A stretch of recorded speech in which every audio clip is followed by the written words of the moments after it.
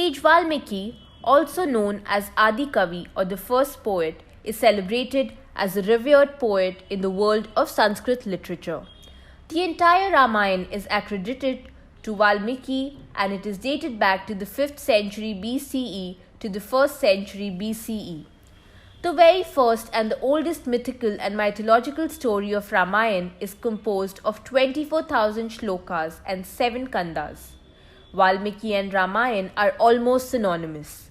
It goes without saying that in today's day and age, Ramayana is described as Valmiki Ramayana and in no other way. Many foreign scholars consider Valmiki as a literary genius and an outlaw. He was a part of the Indian Enlightenment period and the biggest contributor to it. Valmiki, born as Agni Sharma, is the son of Pracheta. He belongs to the Bhrigu clan. He had apparently met with Narada in his life as Agni Sharma and had a quarrel regarding his duties and responsibilities. He listened carefully to Narada and understood his purpose in life. After that, he started performing meditation and chanted Mara, which means to die. He performed the penance for various years and chanted the word Mara, turned into Ram. Ram was in fact an incarnation of the Supreme Lord Vishnu. As he was meditating, massive anthills started forming around him, giving him the name of Valmiki. He was metaphorically born as Valmiki, who learned scriptures from sage Narad.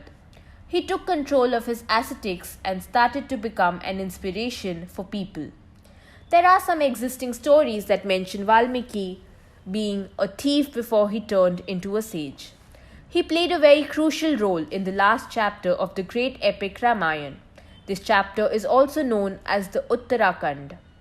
It is considered to be taken from Shesha Ramayana. The story is of Lord Ram sending his spouse Sita to the forest. Sita finds a home in sage Valmiki's hermitage.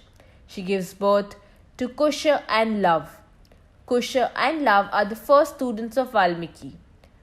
Balakanda mentions the incident of Valmiki telling the story of Ramayana to Kusha and Love, the very own children of Lord Ram and Sita. Now, let's go over the story of how Valmiki created his first ever shloka.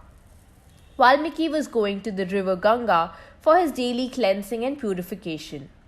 They came across the Tamasa stream. Bharadwaj, a disciple of Valmiki, accompanied him and carried his clothes. Bharadwaj, instantly impressed by the water, said that it looked so clear, it resembled a good man's mind to him. He decided to bathe in that stream that day. They saw a crane couple happily enjoying each other's company and love. As they were observing the birds, suddenly an arrow came and hit the male bird, killing it on the spot. His partner screamed and died of shock. Valmiki felt very sad and pitied the birds. He looked around to figure out who had killed the bird and spotted a hunter. He grew furious and cried out his first shlok. It is mentioned in the Vishnu Dharmottara Puran that Valmiki was born in the Treta Yuga as a manifestation of Lord Brahma.